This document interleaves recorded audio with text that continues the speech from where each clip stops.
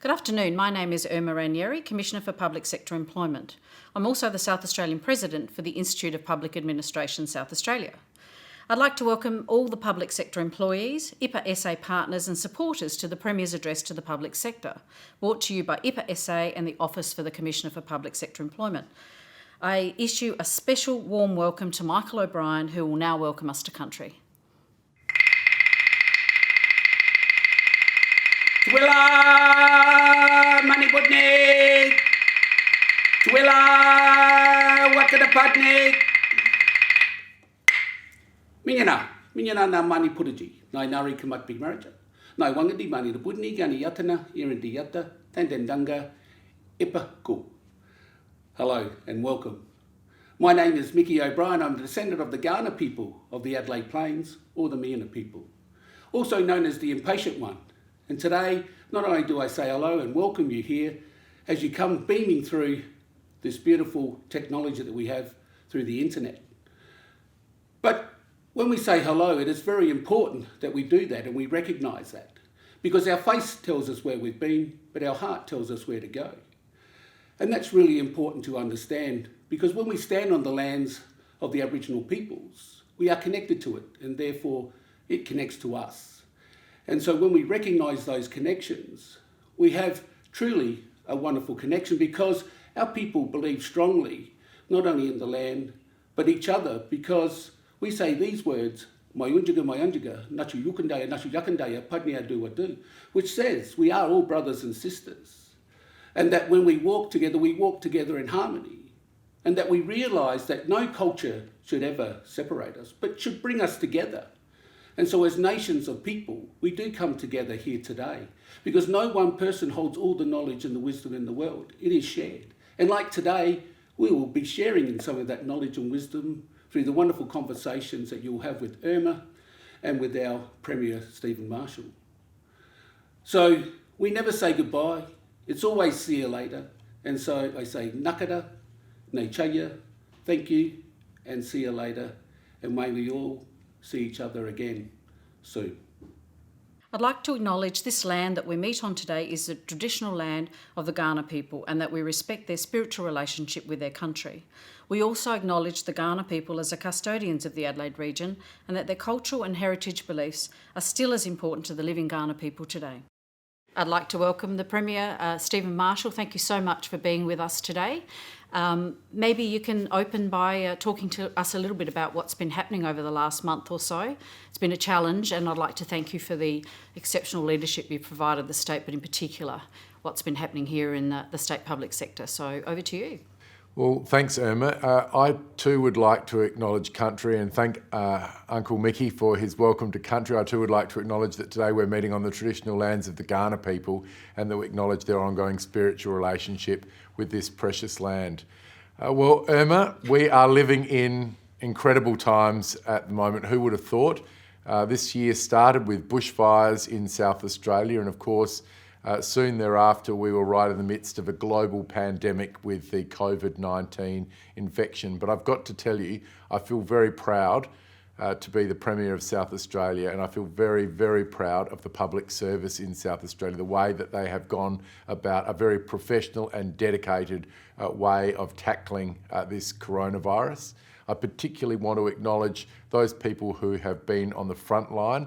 We often think about our doctors and our nurses, allied health professionals, paramedics, and they have really come to the fore here. I think most people around the world recognise that we have got some incredible, dedicated, super talented people in South Australia, and I think the whole of South Australia now recognises that. I particularly want to acknowledge the work of the public health administrators in South Australia, Professor Nicholas Spurrier, the 3 Deputy Chief Public Health Officers and their entire team. They're under pressure every single day to make decisions, often under very, very tight timeframes when they don't really know what the effects of changes that they make are going to be for a couple of weeks. So very talented people, we're very grateful.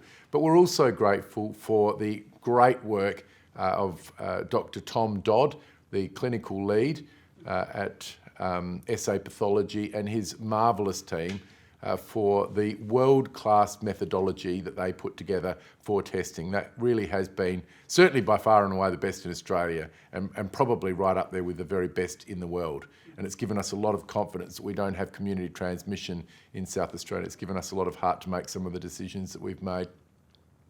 And I'm also really grateful to Dr. Louise Flood and the team at the Communicable Diseases Control Branch.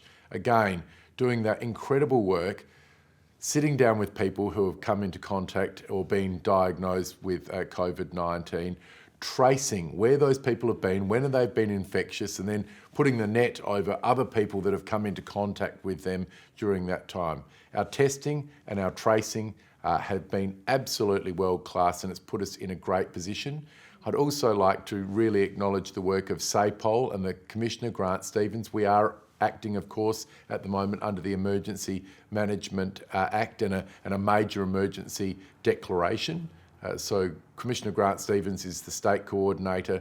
SAPOL have done extraordinarily well, and I'm very grateful for his calm and diligent leadership and the way that SAPOL have gone about administering the directions that have been put in place. They've had to be firm, but I think they've also had one eye to understanding that people feeling really anxious at this time, and I think it's been done in an absolutely fantastic way. I want to thank all the people that are working in the hospitals, all of our wonderful teachers who have had to really adapt to very changed circumstances in recent weeks. First of all, people were coming to school. Then they were learning from home. Now they're coming back to school, and I know there were just so many wonderful moments where teachers felt that appreciation from their students and the parents, and I hope they feel it also from the broader people of South Australia. We, I think, have been hitting in the 80s in terms of school attendance. Some states haven't even got to 5%. So I'm very grateful to parents, to teachers, to principals, to governing councils for making sure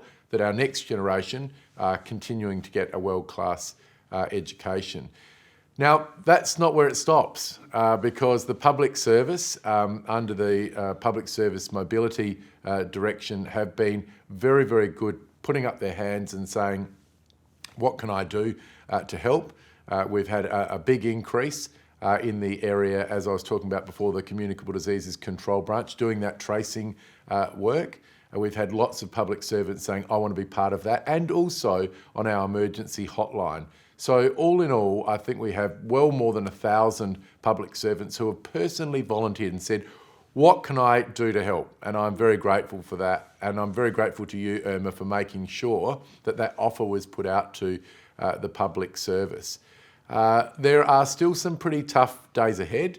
There is no doubt about that. And that's why I think the way that other areas of the public service is oriented around special support, whether it be through human services, whether it be through innovation and skills, whether it be through the Department, Premier and Cabinet. I want to thank everybody for the work that they have done, if you like, to make sure that we put ourselves in the best place in the country, best place in the world. And I've got to say, I know we're not allowed to speak about what happens at the National Cabinet, but I always feel like I'm the most relaxed in the room. I see the expressions of some of the other leaders around the country. And look, it is a very, very stressful time, but I feel very, very supported by our wonderful public service in South Australia. I've been amazed at how quickly people have been able to adapt to work from home, a complete change to the way that they are operating. And the chief executives tell me that output has remained at a very high level. And this must be a massive disruption to people's lives. And I think there are probably things we've learnt from this, you know, in terms of our business continuity planning, but also just in terms of increased flexibility going forward. So some people have told me that they actually had better output because they had a big project that they could do in silence at home without the distractions. Other people, of course, have been desperate to come back to work and everything in between. Yeah. So I've been really happy with the way that that's gone. So a massive, massive thank you to the public service in South Australia. And nearly every time I go on the radio to give a bit of a weekly update, I always talk about how well served we are in South Australia. And I think that there is a really important transformation in the public psyche. People are recognising the breadth. I mean, people probably thought, years ago, what is a communicable diseases control branch? Now they all know. And I think that's great that people understand the depth of talent that we have in our South Australian public service. Thank you, Premier, and I tend to agree, but I think what I will do on behalf of the South Australians is to thank you. You do seem like you're quite calm, and I think we all leaders need to kind of step up to the mark, but South Australia, I have to say right now, feels like it's the best place in the world. And in particular, I've known that about the public sector. I'm really proud of the public sector, and we needed something like this to show, I guess, what they can do. So I'm really pleased that that's actually what you've seen. I think for us now, it's actually how do we capture what's happened and how do we now use this to actually make it even better and work in different ways to help South Australia, I guess, get to where it needs to go. But I have to say we have been fairly anxious. You don't seem to show it, so thank you for that, because we need to keep calm. Now, what we have done is actually ask people to ask some questions of you. I've got those questions here, so I'm going to ask them of you, and then we can respond and have a conversation, I guess, about the sorts of things people are wanting to hear from you on. So the first one is, Premier, what are the exceptional behaviours that the public service has displayed during these challenging times? You've mentioned a few, that every member of the public service can champion to assist the state in its recovery phase. So what do we want to capture now that we want to go forward with?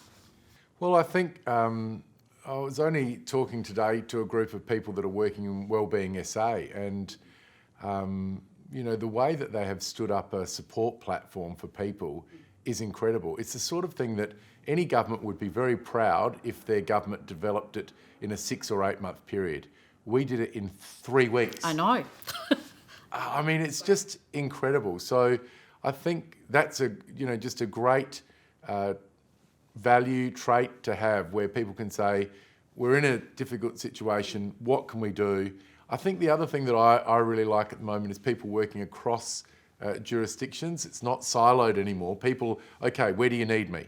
I think that's great. So that flexibility is absolutely fantastic. How do we keep that going? Although I think this is something that we've never seen before, and I think it's not going to end very soon. So it could actually be the sort of the silver lining in terms of how we might work well together in the future. I think that's a good way to put it. It's a silver lining to an otherwise very dark cloud of COVID. But I think the public service want to continue it. That's my feeling, because we do. I've got this feeling from just talking to many people like I do, that they feel extremely proud of the work that they've done.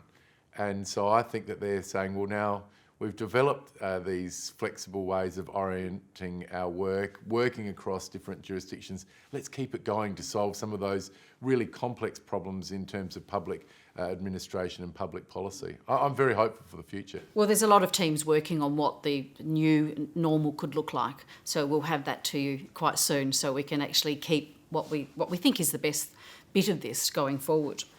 The next question is around the healthcare system. It's undergone a significant makeover due to preparation for COVID. What will happen to Wakefield and Cottage Grove once COVID is passed? I think, first of all, I would say we don't want to think, even though we've had excellent results over the last 2 or 3 weeks, we don't want to think it's over. I mean, we look to the UK, and there's been 30,000 lives lost in just the last month. It's extraordinary. So those places, even though they're not being occupied at the moment, will stay in place. But longer term, they are surplus to our requirements. And in fact, College Grove is an ECH property where they've got an alternative use for it, but they were just very willing to play their part in providing us with that capacity. The repat's a bit different. As you know, we stopped the sale of that site, and so what we're going to do is to turn that into a genuine health precinct for the people of South Australia, and we're now looking at what are the best uses for those 90 additional beds that we're getting over those 4 wards. And I think that there are lots of good options for that, and hopefully we'll have something to say about that in the coming weeks. Great. To maintain work mobility, post-COVID-19, will you issue an across-government directive to approve workers' requests to continue to work from home, e.g. 1 day a week? Thoughts? Ooh, I don't know. I'd ask you that question. I knew you would, and I think that we should actually it is up to you to issue a directive, Yes. and we are currently working on what that might look like. Yep. And it's not around working from home, but it's really flexible arrangements to enable people to kind of deliver their outcomes, but to also be able to either work from home or part-time, and also to look at how we might bring on more trainees, graduates and stuff. As a largest employer, we really need to do our bit, I guess, for the unemployment as well. So watch this space, you'll get something in the near future, but I think it would be great to have a Premier's direction on that. And we'll look to attract and retain the best people in South Australia into the public service. We've got to be flexible, and I think we've moved a long way. But if there are things that are coming out of the COVID-19 pandemic that can help us to maintain that flexibility and be an employer of choice, then I'm all for it. We want the best, we want the brightest, we want the most dedicated people. We've got a great group, but we've got to make sure that we maintain that into the future, and that means the public service has to sort of offer the types of arrangements that exist in the private sector, because that's who we're going to be competing with for talent. And we've got the private sector helping us a bit, the ones that are actually doing it already. I think it's really important to build on the great work. The public sector was able to mobilise itself and work from home the quickest I've ever seen it. So it's possible, and I think that what we didn't have before was being able to demonstrate that we could do it. So we've got to capture that. Excellent. Good. Will there now be a focus to manufacture our own medical supplies and medications so that we're not solely reliant on China, India or other places? Yeah, look, I think that there's been a movement over the last 20 or 30 years for globalisation of supply chains, and that's meant that different countries have, sort of concentrated on one area or another. I think we've seen our vulnerability in Australia because of that. If you think about, one of our biggest constraints has been with PPE. So this is masks, it's gowns, it's gloves. These are the things that have been in really short supply, as well as testing reagents, as well as some medications, potentially vaccines. So I think that what will happen post-COVID is sort of a review of strategic manufacturing capability requirement. Just like the federal government did with defence, they said that defence industry was a strategic defence capability for the nation, and so we then invested in standing up defence capability in South Australia around manufacturing. And I wouldn't be surprised if we did exactly the same. Now in South Australia, we've already, with a bit of state government support, stood up Detmold Packaging to be manufacturing the face masks, and I feel really proud that South Australian family businesses has stood that up so quickly. So I think there'll be a lot of opportunities like that into the future. It makes you feel proud when you can see them doing it so quickly. This is going to be an interesting response. With so many people out of work, do you think it's wise for chief executives to get a pay rise when their contracts are renewed? Well, I think, can I just first of all say that there is a freeze on chief executive and politicians and senior staff wages this year, so there will be no pay increase. But we still need to attract, as I said, the best and the brightest into the public service in South Australia. So we've got to be competitive, but there's no pay increase this year. Thank you, Premier. Sorry, Emma. No, that's fine, I think it's absolutely the right thing to do. If South Australia keeps up the trend and becomes COVID-free, and as I said, I think we should be very proud of what we've done, because I think it's the citizens that have actually done the right thing. What measures will South Australia take to keep the virus from coming from interstate? Do visitors obey self-isolation? I know that we track that. So any comments around how do we keep, I guess, doing what we're doing? Yeah. Look, we don't want to go backwards from where we are, so I don't think there's any appetite at the moment from the federal government to relax the border restrictions on people coming from overseas. So I think that's in place for quite some time. There, of course, will have to be the repatriation of Australian citizens coming back in, but they will be required to do 2 weeks of supervised quarantine and isolation, like we saw with the plane loads coming in from India. We had almost 700 people went off without a hitch. So that's supervised quarantine for people coming back from overseas. That will be continuing into the future. We've also got our own strong borders in South Australia. It's quite different from New South Wales and Victoria, where there's no state border. But South Australia, back in March, put in our own border, which really required anybody, whether they're a South Australian citizen or not, they're now required to do 2 weeks of self-isolation prior to going into the broader population. And yes, we do check.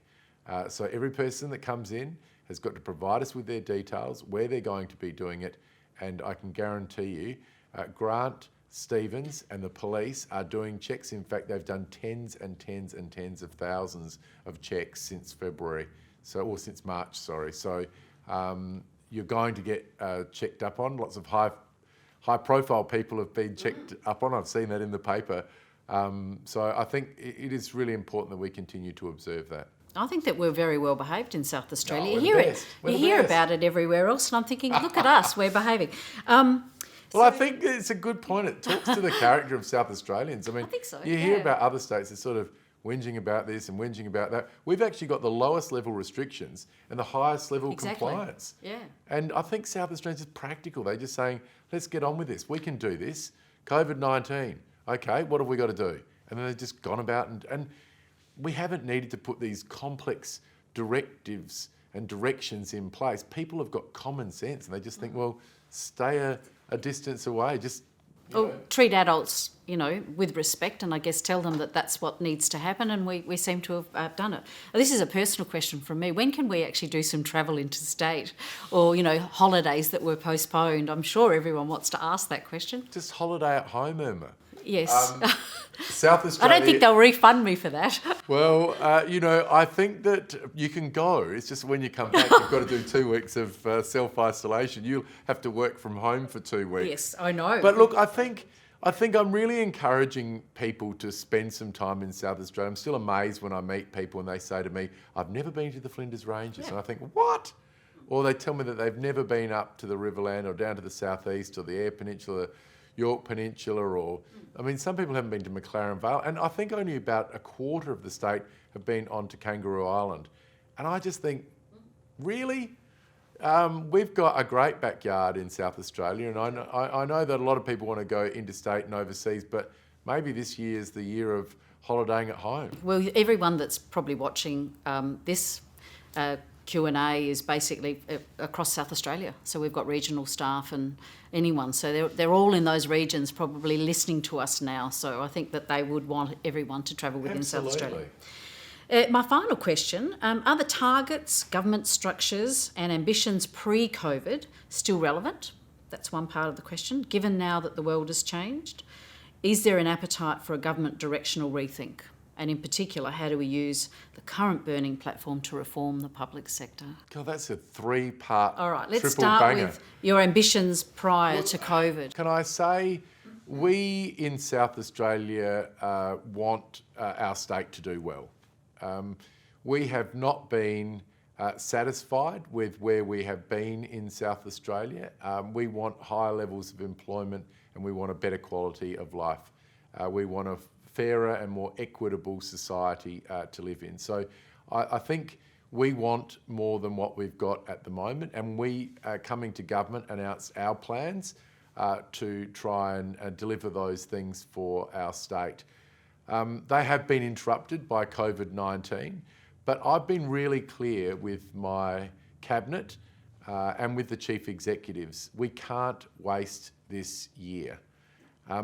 Our ambition in South Australia is not to limp across the line or survive the COVID-19 pandemic. Our ambition is to come out on the other side stronger than before. And so I'm saying to my cabinet at every meeting, we meet twice a week, we've got to be stronger than before. When I speak to the chief executives, how can we learn from this? How can we take lessons in health and apply them into the future? How can we take lessons that we've got in every single department and make sure that we use those to come out stronger than before? So I think it will be different. Obviously this year the budget will be delayed until after the federal government budget. Now look, that might be brought forward now. They were talking about it being in, I think, September or October, and we needed to go a few weeks after that. It's quite possible that will be brought forward. We have done really well in Australia, and we've been doing particularly well in South Australia. And I think that we've had some very, very tough weeks, But I actually think we've hit the bottom and we're now coming out the other side. I think we'll see the restrictions lifting. I think we'll see our economy broadening. I think we'll see business and consumer and investment confidence improve. So I remain extraordinarily confident about the future, stronger than before. Thank you so much. And one final thing, what would you like every single person, every single public servant that's watching this, a message to them personally about what you'd like to see them do to help us actually become stronger than before? Well, to the public service, can I just say thank you very much from the bottom of my heart. This has been a real test, and the South Australian public sector has proven itself to be extraordinarily capable, and it's met that test head on and exceeded it. You should feel very proud. I feel very proud. Going forward, let's just keep up the great effort and apply it to other complex problems in public policy in South Australia. Enjoy the great reward that comes from success. Pat yourself on the back because it has been an extraordinary period. This is a year for staying at home. It's a time for reflecting on what's important in life. I myself will be I'm not going interstate or overseas, well, I don't think so anyway, but I'm going to be spending a bit of time around regional South Australia, connecting with some of those beautiful communities that we've got. But yeah, as I said, thank you very much. Thank you, Premier, and thank you for your leadership.